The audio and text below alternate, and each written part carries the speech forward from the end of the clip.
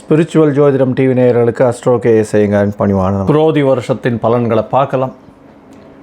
மேஷம் முதல் மீனம் வரை எப்படி இருக்குது அப்படின்றத பார்ப்போம். அதற்கு முன்னாடி குரோதி வருஷம் எப்போ ஆரம்பிக்கிறது அப்படின்றத முதல்ல பார்ப்போம். ஒரு ஷார்ட் ஹிண்ட்டாக 14/4/2024 13/4/2025 வரலும் உண்டான நாட்கள் அது குரோதி வருஷம் அப்படின்னு சொல்லக்கூடியது. தமிழ் ஆண்டுகளில் 38வது ஆண்டாக இந்த குரோதி வருஷம் வருது. சோபகிருத வருஷத்துக்கு அடுத்தது குரோதி வருஷம். இந்த வருஷம் பேர் குரோதி வருஷம் அப்படின்னு பேர்.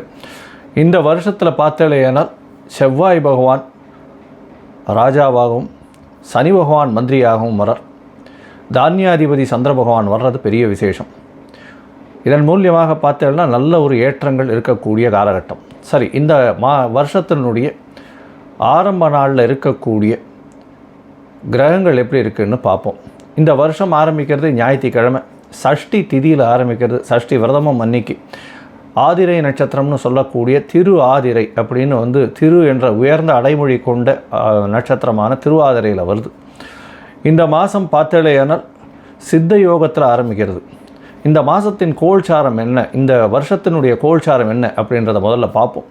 இந்த வருஷம் ஆரம்பிக்கும் பொழுது கோல்சாரம்னு சொல்லக்கூடியது மேஷ ராசி, காலபுருஷ தத்துவத்தின் முதல் ராசியான மேஷ ராசியில் சூரியனும் குருவும் இருக்க, 6ஆம் இடம்னு சொல்லக்கூடிய கன்னியில் கேது பகவானும், சனி செவ்வாய் கும்பத்திலையும், புதன் ராகு மற்றும் சுக்கிரன் மீனத்தில் இருக்கிறது ரொம்பவும் விசேஷம். இந்த வருஷ பலன்கள் பார்க்கும்பொழுது பொதுவாகவே வருஷ பலன்கள்னு சொல்லக்கூடியது மெதுவாக செல்லக்கூடிய கிரகமான குரு, சனி மற்றும் ராகு கேதுவினுடைய இருக்கும் இடத்தை வைத்தும் பெயர்ச்சியை வைத்தும் சொல்லக்கூடிய விஷயம். இந்த வருஷம் பார்த்தாலேயானால் ஒரே ஒரு பெயர்ச்சி, அதாவது பெரிய கிரகங்கள் ராஜ கிரகங்கள்னு சொல்லக்கூடிய குரு பகவான் மட்டும்தான் மேஷத்திலிருந்து ரிஷபத்துக்கு போகிறார். அதை தவிர பெரிய மாற்றங்கள் எதுவுமே இல்லை. சனி பகவான் வக்ரகதி அடைகிறார். அது ஒரு 4-4.5 மாதம், 6ஆம் மாதம் ஜூன் மாதத்திலிருந்து 11ஆம் மாதம் வரலும் இருக்கார். அதாவது ஒரே ராசியிலேயே சதய நட்சத்திரம் 3ஆம் பாதத்திலேருந்து 1ஆம் பாதம் திருப்பி 1ஆம் பாதத்திலேருந்து வக்கர நிவர்த்தி ஆகிடுறார். குரு பகவானும் வக்கரகதி அடைகிறார். அவர் மிருகசீரிஷம் 3ஆம் பாதத்திலிருந்து திருப்பி திருப்பி போயிடுறார். அதாவது ரிஷபத்துக்குள்ளேயே வக்கரகதி அடைஞ்சு குரு பகவான் நல்லபடியாக போகிறார். இந்த வருஷம் பார்த்தாலேனால் ரியல் எஸ்டேட் பிஸ்னஸில் பெரிய அமோக ஏற்றம் இருக்கக்கூடிய காலகட்டமாக இருக்குது. செவ்வாய்க்கு உண்டான காரகத்துவங்கள் அத்தனையுமே பெரிய ஏற்றம் கிடைக்கும். நெருப்பு சம்பந்தப்பட்ட அதை தவிர சமையல் கலை வல்லுநர்களுக்கு பெரிய ஏற்றம் இருக்கும். இம்போர்ட் எக்ஸ்போர்ட் பிஸ்னஸ், ஏன்னா சுக்கிரனும் உச்சத்தில் இருக்கிறதுனால இம்போர்ட் எக்ஸ்போர்ட் பிஸ்னஸ் பெரிய ஏற்றத்தை கிடைக்கக்கூடிய காலகட்டம். ஏன்னா ராகு பகவான் 12ஆம் இடத்துல இருக்கார். அதுவும் மீன ராசியில் இருக்கிறது. இம்போர்ட் எக்ஸ்போர்ட் பிஸ்னஸில் பெரிய ஏற்றம் கிடைக்கக்கூடிய காலகட்டமாக இருக்கும். நம்மளுடைய இந்தியாவின் இதுவை பொறுத்தவரையும் பார்த்தாலேனால் எல்லா வித முயற்சிகளிலும் வெற்றி பெறக்கூடிய வாய்ப்புகள் உண்டு. சட்டங்கள் கடுமையாகக்கூடிய காலகட்டமாக இருக்கும். ஏன்னா சனி பகவான் தனித்து ஆட்சி இருக்கக்கூடிய காலகட்டம். ஒரு 8-10 நாளில் செவ்வாய் பகவானும் மீனத்துக்கு போய்டுறார். தனித்த சனி பகவான் கும்பத்தில் போய் இருக்கிறதுனால கடுமையான சட்டங்கள் வரக்கூடிய வாய்ப்புகள் நிச்சயமாக உண்டு. இது தொழிலாளர்களை அதிகமாக அச்சுறுத்தக்கூடியதாக இருக்கும். ஆனால் அந்த தொழிலாளர்களுக்கு நல்ல ஒரு ஏற்றத்தை கொடுக்கக்கூடிய காலகட்டமாக இந்த வருஷம் அமைய போகிறது. நெருப்பின் மூலியமாக சிறு சிறு பிரச்சனைகள் வரக்கூடிய வாய்ப்புகள் உண்டு. பெட்ரோல் கேஸு இந்த மாதிரியான விஷயங்கள் மூலியமாக அபாயகரமான சில விஷயங்கள் பிரச்சனைகள் வரக்கூடிய வாய்ப்புகள் நிச்சயமாக உண்டு. இந்த வருஷம் பார்த்தாலேயானால் அதாவது தானியம்னு சொல்லக்கூடிய இதுக்கு இந்த ப்ராடியூசர்ஸுக்கு நல்ல ஒரு விளைச்சல் இருக்கக்கூடிய காலகட்டம். நல்ல விளைச்சல் நல்லபடியாக இருக்கும். விலைவாசிகளும் நல்ல கட்டுக்குள் அடங்கக்கூடிய காலகட்டமாக இருக்கும். தண்ணீர் பிரச்சனை கொஞ்சம் அதிகமாக இருக்கக்கூடிய காலகட்டமாக இருக்கும் இந்த வருஷம். இந்த வருஷத்தில் பார்த்தோம்னா மழை ஒரு ஷார்ட் டைமில் பொழிஞ்சு நிறைய வேஸ்ட் ஆகக்கூடிய வாய்ப்புகள் அதிகமாக இருக்கக்கூடிய காலகட்டமாக இருக்குது. இந்த வருஷத்தில் பார்த்தோம்னா இந்த குரு பகவான் 3ஆம் இடத்துல, அதாவது ராசிக்கு 2ஆம் இடத்துல இருக்கிறதுனால, அதாவது ரிஷபத்தில் போய் இருக்கிறது அந்த அளவு விசேஷம் கிடையாது. அதனால் தங்கத்தின் விலை சற்று இறங்கக்கூடிய வாய்ப்புகள் உண்டு. ஷேர் மார்க்கெட் ப்ரைஸஸும் டவுன் ஆகக்கூடிய வாய்ப்புகள் நிச்சயமாக இருக்கும். இந்த வருஷத்தில் ஷேர் மார்க்கெட் இந்த 72,000 அந்த ரேஞ்சிலேயே மூவ் ஆகிட்டே இருக்கும். ஷேர் மார்க்கெட்ஸில் சில பிரச்சனைகள், சில தேவையற்ற விஷயங்கள், தவறுகள் நடக்கக்கூடிய வாய்ப்புகள் மிகவும் அதிகமாக இருக்கும். பொதுவாக இந்த வருஷம் பார்த்தோம்னா இந்தியாவுக்கு நல்ல ஒரு ஏற்றத்தை கொடுக்கக்கூடிய வருஷமாக இருக்கக்கூடும். இருந்தாலும் இந்த நெருப்பு விஷயத்தில் பிரச்சனைகள் இருக்கும். அதை தவிர ரியல் எஸ்டேட்டில் நல்ல ஒரு ஏற்றம் இருக்கும். ரியல் எஸ்டேட்டை தவிர செங்கல், மண், ஜல்லி இதெல்லாம் விளையாடக்கூடிய காலகட்டமாக இருக்கும். தானியங்கள் அதிகமாக விளையக்கூடிய காலகட்டமாக இருக்கும். சிறிதளவு தண்ணீருக்கு பற்றாக்குறை இருக்கக்கூடிய காலகட்டமாக இருக்கும். இந்த வருஷத்தில் மேஷம் முதல் மீனம் வரை எப்படி இருக்குது அப்படின்றத பார்ப்போம், ஒரு ராசியாக. அதற்கு முன்னாடி என்னுடைய மொபைல் நம்பர் கீழே ஸ்க்ராலிங்கில் போயின்னு இருக்கும். உங்களுக்கு தேவைப்பட்டதேனால் எனக்கு ஒரு ஃபோன் பண்ணுங்க. அஸ்ட்ராலாஜிக்கல் கன்சல்ட்டுக்கு உங்களுடைய date, time, place of birth இதை நீங்கள் அனுப்பிச்சிங்களேனால் உங்களுடைய நேமை உங்களுடைய பேரண்ட்ஸ் நேமோடு அனுப்பிச்சிங்களேன்னா என்னுடைய கட்டணம் என்னன்றதை தெரிவிக்கிறேன்.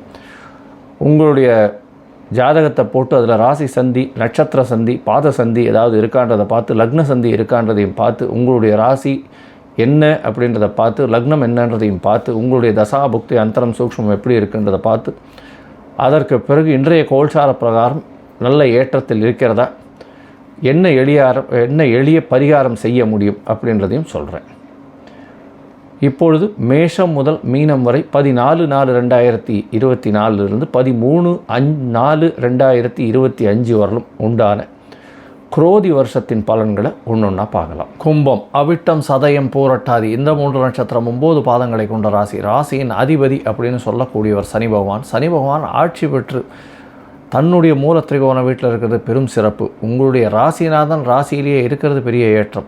அதனாலும் ஜென்ம சனியாக இருக்கிறதுனால உடல் நலத்தில் சற்று தொய்வு இருக்கக்கூடிய காலகட்டமாக இருக்கும். அது மட்டும் கொஞ்சம் பார்த்துங்க. ஸ்ட்ரெஸ் அதிகமாக இருக்கக்கூடிய காலகட்டம், அலைச்சல் அதிகமாக இருக்கக்கூடிய காலகட்டம், உடல் உழைப்பு ரொம்ப அதிகமாக இருக்கும். வேலையில் மாற்றங்கள் வரக்கூடிய காலகட்டமாக இந்த வருஷம் அமைய போகிறது. இந்த குரோதி வருஷத்தில் புது வேலைகள் கிடைக்கக்கூடிய காலமாக இந்த வருஷம் அமையும். பொதுவாகவே இந்த வருஷ பலன்கள் அப்படின்னு சொல்லக்கூடியது வருஷ கிரகம்னு சொல்கிற குரு, ராகு, கேது மற்றும் சனி பகவானுடைய பயிற்சியை வச்சு சொல்லக்கூடியது. இந்த குரோதி வருஷம் அப்படின்னு பார்த்தோம்னா 14/4/2024 13/4/2025 வரலும் இருக்கக்கூடிய காலகட்டத்தை குரோதி வருஷம்னு தமிழ் வருஷம்னு சொல்கிறோம். இந்த தமிழ் வருஷத்தில் வரக்கூடிய ஒரே ஒரு வருஷ கிரக பயிற்சி குரு பகவான் பெயர்றார். இது 1/5/2024 நடக்கிறது. இந்த வருஷத்தில் சனி பகவானோ ராகு கேதுவோ பயிற்சி இல்லை, அதாவது வருட கிரகங்களுடைய பயிற்சி இல்லை. இதன் மூலியமாக என்ன அப்படின்னா உங்களுடைய ராசிநாதன் ராசியிலேயே இருக்கக்கூடிய காலகட்டமாக இந்த முழு வருஷமும் இருக்க போகிறது. உங்களுடைய ராசிக்கு 2ஆம் இடத்துல ராகு பகவானும் 8ஆம் இடத்துல கேது பகவான் இருக்கிறதுனால கேது பகவான் மூலியமாக உடல் நலத்தில் சிறு சிறு பிரச்சனைகள் வரக்கூடிய வாய்ப்புகள் உண்டு. உடல் நலத்தில் கேடு வரக்கூடிய வாய்ப்பு, செலவுகள் கொஞ்சம் அதிகமாக இருக்கக்கூடிய வாய்ப்புகள் இருக்கும். மனசில் சில குழப்பங்கள் வரும், பயம் கொஞ்சம் வரக்கூடிய வாய்ப்புகள் இருக்கும். இருந்தாலும் கவலைப்பட தேவையில்லை. அது இந்த 7 சனியினுடைய தாக்கம்ன்றதுனால அது அப்படித்தான் இருக்கும். பொறுமையாக இருங்க, நல்லபடியாக ஆகிடும். உங்களுடைய ராசிக்கு 4ஆம் இடத்துல குரு பகவான் வர்றது நல்ல ஏற்றம். ஏன்னா கேந்திரஸ்தானத்தில் போய் குரு பகவான் இருக்கிறதும் அவர் உங்களுடைய ராசிக்கு 8ஆம் இடத்தை பார்க்குறதன் மூலியமாக உடல் நலத்தில் சற்று பிரச்சனைகள் சீரடையக்கூடிய வாய்ப்புகள் உண்டு. உங்களுடைய ராசிக்கு 10ஆம் இடத்தையும் குரு பகவான் பார்க்கறதுனால ஒரு நல்ல ஏற்றம், தொழிலில் ஒரு மாற்றம் கிடைக்கும், அபரிமிதமான ஏற்றம் கிடைக்கக்கூடிய காலகட்டமாக இருக்குது. சுப செலவுகள் வரக்கூடிய காலகட்டமாக இந்த வருஷம் அமைய போகிறது. உங்களுடைய ராசிக்கு 3ஆம் இடத்தை சனி பகவான் பார்க்கறதுனால சிறு சிறு பிரச்சனைகள், அதாவது தடங்கல்கள் உங்களுடைய முயற்சிகள் வெற்றி பெறக்கூடிய வாய்ப்புகள் உண்டு. ராகு பகவான் 2ஆம் இடத்துல இருக்கிறதுனால பேச்சில் கொஞ்சம் ஜாகிரதையாக இருங்க. பணவரவிற்கு பஞ்சம் இருக்காது. ஏதாவது ஒரு வழியில் மறைந்த இடத்துலேருந்து இன்சூரன்ஸு, ஷேரு இந்த மாதிரியான விஷயங்கள்லேருந்து உங்களுக்கு பணம் வரக்கூடிய வாய்ப்புகள் உண்டு. அதனால் அதை பற்றி கவலைப்பட தேவையில்லை. கேது பகவான் 8ஆம் இடத்துல இருக்கிறதுனால நுண்ணிய கிருமிகள் மூலியமாக உடல் நலத்தில் பிரச்சனைகள் வரக்கூடிய வாய்ப்புகள் உண்டு. அதுவும் கழிவுநீர் உபாதைகள், அதை தவிர மறைந்த இடத்துல உங்களுக்கு பிரச்சனைகள் வரக்கூடிய வாய்ப்புகள் உண்டு. அலைச்சல் கொஞ்சம் அதிகமாகவே இருக்கும். படிக்கக்கூடிய மாணவர்கள் இந்த வருஷம் படிப்பில் கொஞ்சம் கெட்டித்தனம் இருக்கக்கூடிய காலகட்டமாக இருக்கும். கொஞ்சம் பெட்டராக பண்ணக்கூடிய, ஏன்னா 4ஆம் இடத்துலேயே குரு பகவான் போகிறது ஒரு நல்ல ஏற்றம். போட்டித் தேர்வு எழுதக்கூடிய மாணவர்களுக்கு நல்ல ஒரு ஏற்றத்தை கொடுக்கக்கூடிய காலகட்டம். வெளிநாட்டுக்கு பார்த்துட்டு இருக்கிறவர்களுக்கு மேற்படிப்புக்காக வெளிநாடு போகக்கூடிய பாக்கியம் நிச்சயமாக உண்டு. தொழிலில் அபிவிருத்தி இருக்கும். பார்ட்னர்ஷிப் தொழிலில் பெரிய ஏற்றம் இருக்கக்கூடிய காலகட்டமாக இந்த வருஷம் அமைய போகிறது. இந்த வருஷத்தில் பார்த்தாலேயானால் சனி பகவான் சமசப்தமத்தையும் பார்க்கறதுனால குடும்பத்தில் சிறு சிறு பிரச்சனைகள் வரக்கூடிய வாய்ப்புகள் உண்டு. அதாவது எதிர்பாலினத்தவர் மூலியமாக பிரச்சனைகள் வரும், பார்ட்னர்ஷிப்லேயும் பிரச்சனை வரும். இருந்தாலும் அது சுமூகமாக தீர்த்து வைக்கப்படக்கூடிய வாய்ப்புகள் நிச்சயமாக உண்டு. வெளிநாடு வெளியூர் வெளிமாநிலம் செல்லக்கூடிய பாக்கியம் உண்டு. இந்த கும்பராசிக்காரர்கள் ஐடி ப்ரொஃபஷனில் இருக்கிறவங்க நிச்சயமாக 1-2 கம்பெனி மாறக்கூடிய வாய்ப்புகள் நிச்சயமாக உண்டு. ஏன்னா புத பகவான் நீச்சத்தில் இருக்கிறதுனால இப்போ அவங்களுக்கு வேலை புதுசாக கிடைக்கக்கூடிய வாய்ப்புகள் உண்டு. அதாவது இந்த சித்திரை மாதம் ஆரம்பித்த உடனேவே புதிய வேலை கிடைக்கக்கூடிய வாய்ப்புகள் உண்டு. இந்த இரும்பு சம்பந்தப்பட்ட தொழில், இந்த ட்ரேடிங் பண்ணுறவங்க, அது தவிர இந்த இரும்பு சம்பந்தப்பட்ட தொழிலில் சைக்கிள், ஆட்டோ ரிக்ஷா இந்த மாதிரியான வாகனங்கள் ட்ரேடிங் பண்ணுறவங்க, இந்த லேத்து வச்சுருக்கிறவங்க, இவங்களுக்கெல்லாம் பெரிய ஏற்றம் கிடைக்கும். அதை தவிர கீழ்த்தட்டு வேலை செய்கிறவங்க, அதாவது ஸ்கேவெஞ்சிங் ஜாப்ஸ், இல்லைன்னா துப்புரவு பணியாளர்கள்னு சொல்லக்கூடியவர்கள், அதில் ஹெச்ஆராக இருக்கிறவங்க, அதில் அட்மினிஸ்ட்ரேஷனில் இருக்கிறவங்களுக்கெல்லாம் பெரிய ஏற்றம் கிடைக்கக்கூடிய காலகட்டமாக இருக்கும். அரசியல் சார்ந்த பிரமுகர்களுக்கு சிறு சிறு தொல்லைகள் வரக்கூடிய வாய்ப்புகள் நிச்சயமாக உண்டு. உங்களுடைய ராசிக்கு பார்த்தாலேயானால் சனி பகவான் ராசியிலேயே இருந்து ஆட்சி செஞ்சு இந்த வருஷம் மொத்தம் நடக்கிறதுனால உடல் நலத்தை மட்டும் ரொம்ப ஜாகிரதையாக இது பண்ணுங்கள்.